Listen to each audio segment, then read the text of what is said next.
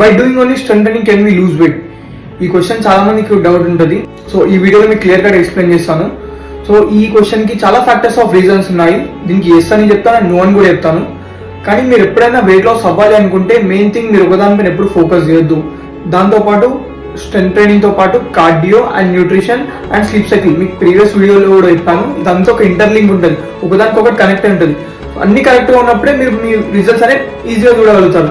లేదు only strength training లో కూడా తగ్గాలనుకుంటే తగ్గొచ్చు, but it takes long time.